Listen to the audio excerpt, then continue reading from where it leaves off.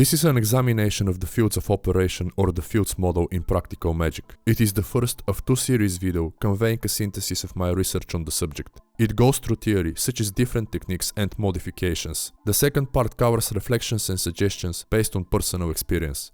This series is inspired by the comments of my loyal subscriber Keith Crook. I hope both parts will bring value to him and others watching the video. The purpose of this content is not to tell anyone what to do, but to share some insights with others, helping them find what works best for them. Different systems, different tools. If you have ever dabbled in Western occultism, then your practices likely begin with a combination of pentagram and hexagram rituals.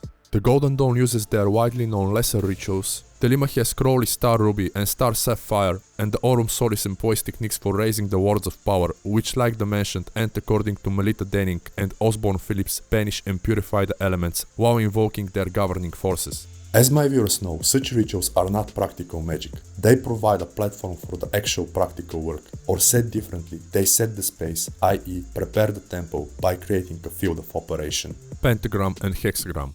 The pentagram represents the microcosm, the operator's psyche. The hexagram represents the macrocosm, the external world. The key is to sequence such rituals establishing a link called field. Theoretically, that merges the subjective and objective realities, thus allowing your will to more readily manifest on the physical. Banishing field. Standardized by books like Donald Michael Kraig's Modern Magic and Regardie's Ceremonial Magic, the combination most practitioners use nowadays is following a banishing lesser pentagram with the same kind of hexagram ritual. Also known as banishing field, this shuts down all magic working in the micro and macrocosm. Depending on who you ask, this excludes talismans and other objects. Also when something is sealed/anchored to the operator's consciousness. Supposedly, you can think of the banishing field as an EMP for magic, also as a highly powerful sterilizer, removing all external and internal thought and spiritual forms. Centering field. Following an invoking lesser pentagram with a banishing lesser hexagram ritual, this combo keeps the magic purely microcosmic, not engaging the objective reality. For it affects the psyche while keeping other influences at bay, the centering field is ideal, purely for internal/psychological work. Invoking field. The opposite of banishing, the so-called empowering or invoking field follows a lesser invoking pentagram with a lesser invoking hexagram ritual, further inflaming or revitalizing all ongoing operations, while amplifying the following rites. This combination can also be used independently. Nonetheless, its main purpose is to serve as a preliminary invocation when intending to maximally impact both the subjective and objective realities. In other words, you use it when you seek to produce the most significant effects on both your psyche and the world around you, and you can think of that as empowering your inner being while invoking the divine. An example of such results might be a shift in consciousness/mindset combined with a macrocosmic probability shift. Depending on the case, the latter could be encountering the right people, accidentally acquiring resources like tools, information, and others, recognizing eye-opening synchronicities, or merely having great timing with something. Operant field. Following a banishing lesser pentagram with an invoking lesser hexagram ritual, the operant field invokes the divine forces after clearing your inner being. Its primary aim is hard probability shifts in macrocosmic operations. And you can also see this as removing internal obstacles and limitations while invoking divine forces. Preceding the middle pillar or the 11th-fold shield, the operant field can also be used for daily spiritual hygiene, as it's perfectly balanced, including one banishing and one invocation. For such reasons, the operant field is often preferred by people doing one daily practice. Like the invoking, the efficiency of the operant field comes from merging or uniting the operator's micro and macrocosm, allowing thought to become reality more readily. Operant field origins. Based on my research, the opening sequence of lesser banishing pentagram and lesser invoking hexagram rituals was first recognized in Crowley's Liber O. More recently, the operant field and model were mainly popularized by Scott Stanwyck. With 3,000 plus articles on his blog and several books on fiction and original Enochian magic, including Mastering the Great Table and Mastering the Mystical Heptarchy, in the early 2000s Stanwyck wanted to publish a book on the operant model. While that included practical applications for each field, sadly the manuscript was disregarded as quote-unquote too advanced. The field ritual. Striving to optimize his workings, Stanwyck tested different arrangements, searching for ways to get identical results in less time. He wanted a single technique to replace the standard lesser pentagram and hexagram sequences. Called the field ritual, this new technique does not only save time by simplifying things, but can also be used to recreate any of the fields. To learn more about that, I suggest the inventor's post on the subject. The link will be in the description. Hermes Field Ritual. Inspired by Stanwyck's research, Jeff Rhodes, an author and the founder of the Hermetic Order of the Round Table, came up with a concept called Hermes Field. Essentially, that is sequencing, banishing and invoking fields and then doing your practical work, after which you wrap up with a license to depart and another banishing field.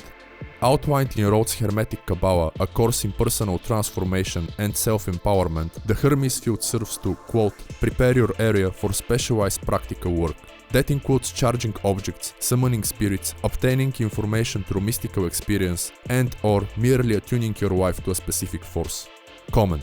Even that this is not confirmed in Hermetic Kabbalah, I believe the name Hermes Field comes from the sun's operation represented by micro and macrocosms interlinking, as in the Emerald Tablet of Hermes Trismegistus. Israel Regardie and Banishing.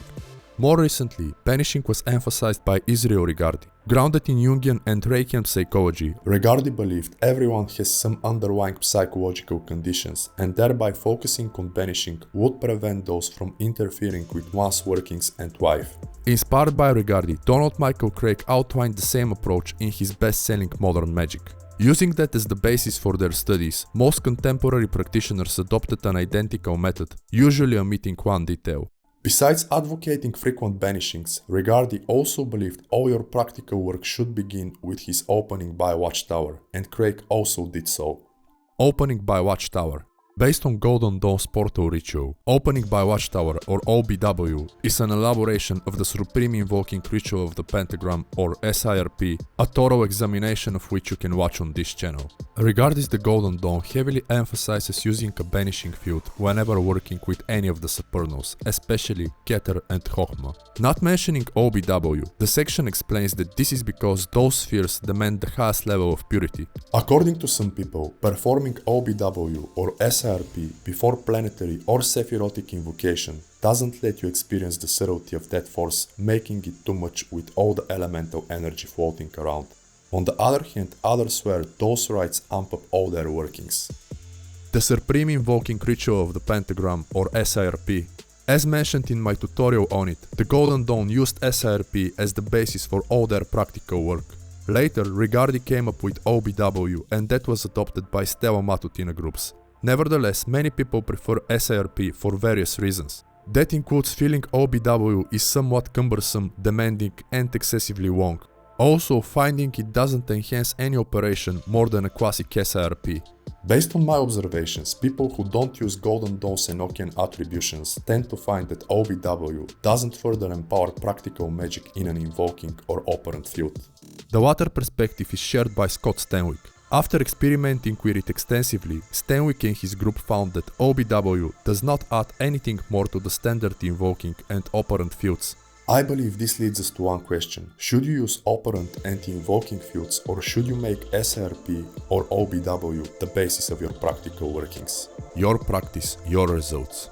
Obviously, the answer to this question can only be found in your empirical results. Besides that, I think not excluding, but incorporating both might be the most optimal. Alaerian's Opening by Watchtower. A similar approach is suggested by J. Alan Moore, aka Alaerian, a 20+ year Golden Dawn adept and occult scholar. Starting with something like a Hermes field, Moore utilizes a unique synthesis of SIRP and OBW. Some of that includes incorporating the tablets, the names of the Tablet of Union, the spiral names of the kings, and the first Enochian call. More interesting and supposedly appealing to some practitioners, Moore's method doesn't emphasize using the elemental weapons. Instead, it combines the tablets with several copies of Sigil de Amet.